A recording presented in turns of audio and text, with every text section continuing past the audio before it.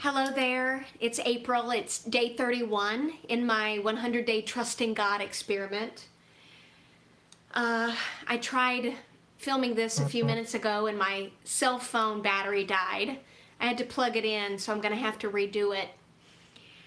But what I'm going to share with you today, I believe could greatly impact your life, especially if you are a leader. If you are an influencer, if you know that God has a much bigger calling for you, and your soul is yearning to know what that is, if that sounds like you, I believe this is going to greatly impact your life with what the Lord shared with me in the last 24 hours.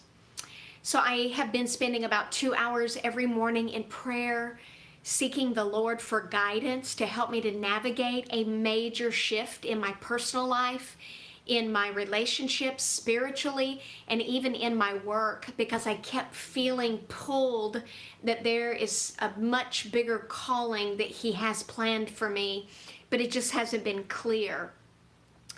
One of the big things that came up is I noticed that I've been feeling really tired and drained, and just an undercurrent of anxiety. I couldn't quite understand what was causing it or why it was happening. I've cut back on sugar. I don't drink hardly any caffeine anymore. 1 cup of coffee a day and no caffeine the rest of the day, just water. And let me just share what I've learned. Finding and stepping into your bigger calling, or even if you said yes to a leadership role, to be a leader in some capacity, it requires us to heal our heart, to do our inner healing. And I know that I went to see Tim Tebow speak at a conference just on Friday this week, but he mentioned that as well, around healing your heart, and it became so apparent. One of the big challenges that I have had over and over again is that my 9-year-old daughter acts like she cannot stand me sometimes. When I move towards her to give her a hug or to try to connect, she sometimes pushes me away in anger and says, "I don't want to hug you." No. And it has been incredibly hurtful to me for that to happen. And I knew that I could not let it go on anymore. I knew that something had to change. It has to change. I've been working on and went to a counselor last year over this. It helped a little, but I've made significant progress. There are a few moments with her where she actually sits next to me on the couch and she's put her head on my shoulder, and I feel very connected with her. And then there are other moments where she's just so angry that she just pushes me away, and she talks back to me and yells at me. And I'm clear that I'm not a victim in this situation of what she's doing as a child. I'm the creator of it, which means that I'm the adult in the situation, and clearly how I'm showing up is impacting how she's responding to me. And the truth is, I haven't been present with her most of her life because I've been too busy working, trying to build my business, doing everything that I can, wearing all the hats, no team, working overtime. There's times where she walked over to me and said, "Mom, let me show you something," or "Can you come play with me?" or can we go to the mall?" or "Can we do something?" And I say, "No, I can't, honey. I got to finish this up, but I'll be in there in just a minute. Just give me a minute." And she'll be trying to tell me something about her day or wanting to talk to me. And then she just gets angry and she says, "You never listen." That has hurt her, and I feel horrible about it. I just made a decision that I'm no longer going to be disconnected in my relationships, especially at home. I've been having challenges with my husband as well. I mean, like everybody else in America, where you just feel disconnected, like you're just going through the motions, or there's an undercurrent of resentment, and it comes out in little digs or little comments or being highly critical or highly judgmental or saying more negative things about what you're doing wrong than what you're doing right. And the way that I'm seeing it, what God's revealing to me is when I work on me and heal my old gunk from the past, and I heal my heart to where my heart is fully open and I can fully give love and fully receive love, I believe that's going to be the catalyst for cultivating closer, loving, connected relationships in my own home. And this is what the Lord told me this week, literally just in the last 24 hours. I said, Lord, what's priority today? I'm listening. And the Lord said to me, your family. And I said, what do I do to have a loving, connected relationship with my daughter? Help me, please. And the Lord said to me, and I wrote what he said down, you must be present first. Spend quality time with her, play, do things together that builds relationship. Building relationship is quality time and talking and conversations and listening. I got it, Lord. I said, I will do that. Is there anything else? And he said, the hurt is healed through counseling and reframing things mentally. I got it. Reading scripture and having the Holy Spirit speak to me and reveal things, the truth, that has also been greatly healing for me, more than anything else. And I said, what else is priority right now, Lord? I'm listening. Please help me. And the Lord said, yes. I said, is there anything else that I need to let go of? And he said, yes, it's your unwillingness to forgive. Now the Lord told me probably a week and a half ago, almost 2 weeks ago, he named one person that I need to heal from something that happened 28 years ago. Somebody really close to me. I thought I did some healing. I thought I did forgive. But apparently there's different levels of forgiveness. And I need to fully forgive. Like it's time. And then I asked the Lord, who else do I need to forgive, Lord? Anything else? What else do I need to release that's inside me? And he said, he named off 2 or 3 other people that I need to forgive. And a couple of those people I didn't really think that I needed to forgive, but on some level, I guess I do. And then the big one, I said, anybody else? And he said, you need to forgive yourself. That was big. Forgive myself for the mistakes that I've made from the past, that I keep beating myself up over, that I've already prayed and asked the Lord to forgive me. He was saying it was time for me to forgive myself because he's already forgiven me.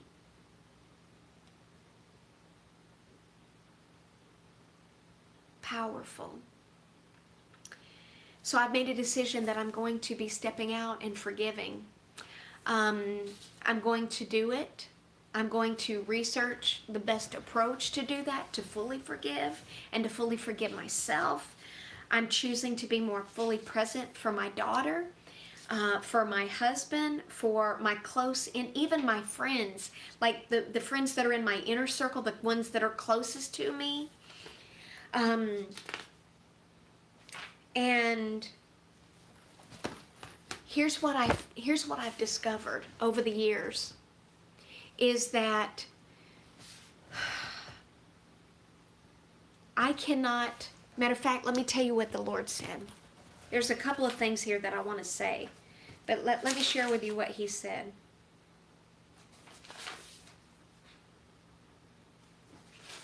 I'm sorry, I'm having trouble finding this. I thought I had it open to this already. I'm going to be going to some counseling. I've went to counselors before. Some did not help at all. Others, there was a little bit of help. Even coaching, sometimes that helps. Seeking the Lord, praying, scripture, all of that. Here's what I said. I said, thank you. All of this is priority now to do my inner healing and heal my own heart, so that when I show up differently, when I'm healed, I show up differently in the world. And when I do that, the way that people respond to me is different. It's better. It's more connected. It's loving. All of those things. And I said, I can't fully... Here's the realization, the other realization I came to. I can't fulfill my calling, this bigger calling that I keep God tugging at my heart to do, until my own house is functional, loving, connected, and stable in my own relationships, in my own house. I said, I see this now, Lord. It bleeds over. When we live in a toxic environment or a dysfunctional household with our closest, intimate, our children, our spouse, our closest family members, if that's dysfunctional, or if it's disconnected, or if it's just out of sorts, that bleeds over into our communication and how we're showing up with other people. It can also foster resentment or even anger when it's left if it's not dealt with. If it's just swept under the rug and you really don't deal with it, you just kind of keep moving through life because you're busy and you don't kind of pause to deal with the relationship challenges or the interpersonal healing that needs to take place. And it can, if you're a business owner or if you're in a leadership role, it can bleed over into your business and sabotage your business, block you from abundance. It can even set you up for a big fall eventually if it's never dealt with. Probably a couple weeks ago, I was leading a group coaching program, and I've been practicing self-awareness now that I've been going through this whole 100-day challenge and experiment. And I got off that call and I thought, I was way too sharp in the way I said that to my client and how I communicated. It was way too direct and too sharp. And I felt awful about it. And I immediately prayed and asked the Lord to forgive me. I'm like, Lord, that's not even who I really am. That's not my real self. And it was as if He revealed to me that when we have a buildup of negative emotions over time, over a period of time, a decade, years, a decade, 2 decades, even a lifetime, that has never been properly released, toxic negative emotions, or if you're living in a negative environment, if you're in an environment that is your home life where you're around somebody who's highly critical or highly toxic, they're speaking more negative words over you than positive words. I've had that to happen in my life as well. And what I know is I'm the one that can change this. It has nothing to do with other people. That's what I'm seeing. But it's bleeding over into my business and in my communication style, and that can absolutely sabotage your purpose, sabotage your other relationships, hurt other people, block abundance flowing in your business. It shows up a lot of different ways because it's not dealt with. That's just, everybody's different, so it comes out in different ways. But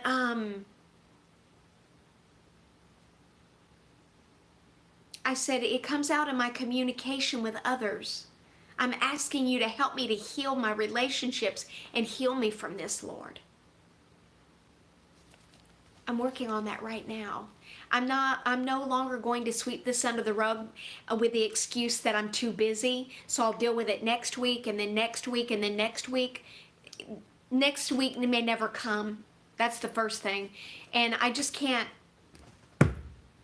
I can't fulfill the purpose that God's calling me to, or be in a leadership role, or even be the mother that I know I'm capable of being, or spouse that I'm capable of being, until I deal with this. So I'm currently working on that right now. That's what I'm working on. And I've learned one of the challenges that I've had is like a fear of intimacy. And I've talked about this before in another video. I didn't even know that was a thing. I just started reading books and reading articles and trying to understand this and trying to heal, do my inner healing work. And here's how it works that I have learned on my own journey, that if we're born with our heart fully open. That means we have a capacity to fully love, give love, and fully receive love. But if we've ever started with an open heart, it was fully open, and you fully gave your love, your whole heart, to someone that you trusted. It could have been a parent, a caregiver. It could have been your first love, a first relationship. It could be any number of things. And you were wounded, deeply wounded, or hurt to the core. What causes it? That causes layers. We start to protect ourselves because we want to protect our heart from being hurt like that again. So we subconsciously build up layers of protection or walls around our heart. It's a protective mechanism to keep us safe from being hurt again. But what it really does is it causes our heart to slightly close to where it constricts our ability to fully give love and our ability to fully receive love. And when the flow is pinched off, or if it's restricted, or sometimes your heart is open and then you get triggered and then your heart closes again and it constricts again. And so you stop the flow of giving love or receiving love. What happens is it damages our relationships. It even blocks money flowing to us in our relationships, or money circulating in our life. It blocks growth in a business, in our ability to lead other people, in our ability to build authentic human connections with our family. And I'm seeing this more and more. And I don't want to be like that anymore. And I have done some inner work, but I need to really be committed to that and do that on the next level. That is what I'm saying. When we heal our heart, when we heal our old wounds from the past, any old trauma, any old wounding experiences, any old hurt, if we're harboring unforgiveness or bitterness or resentment or anger or anything like that, how we're showing up in the world, who we're being, it starts to dim our light a little bit. Or it causes us to, how we communicate to others can be off-putting to other people. Or it creates an invisible barrier that keeps people an arm distance length away from you. You don't allow them to get too close. It's a protective mechanism. And one of the 6 human needs is love and connection. Like, it's proven that when infants are born, when they are not held and loved at an early age, like, they actually die. It's that important to us. And I want to be in loving, connected. I want my heart fully open. I want to fully give love and receive love, because at the core, that is who I really am. That's who I've always been. And I especially want that with my children and my spouse. I don't want to just go through life just going through the motions, and it's just, you're just too busy, so you just kind of perpetually keep living this out until there's a big blow up, and then all hell breaks loose. Pardon my expression there, but that's true. Or you have a big fall. that was big today. That was big.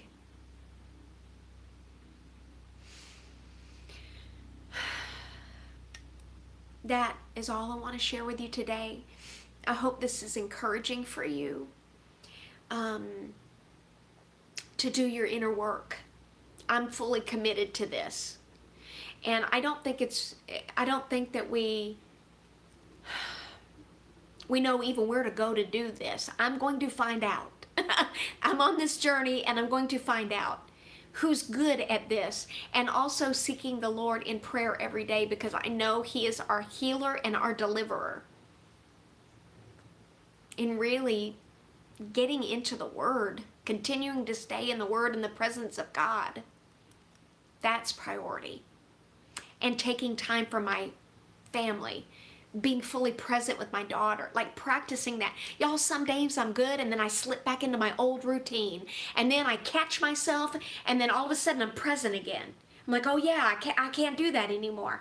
And then another day or two will go by, and then I'll be great, and have a whole day that we're present and having fun and connected, and then an hour will go where I'll slip back in the old mode. It feels, I just can't beat myself up over that, because I feel like it's fluctuating back and forth, but that's part of the process to fully get on the other side of it.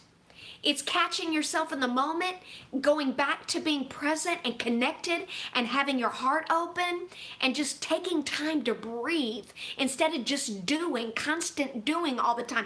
Just breathe. I'm here. I'm here.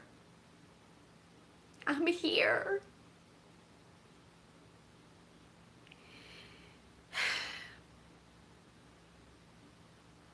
That's what I want.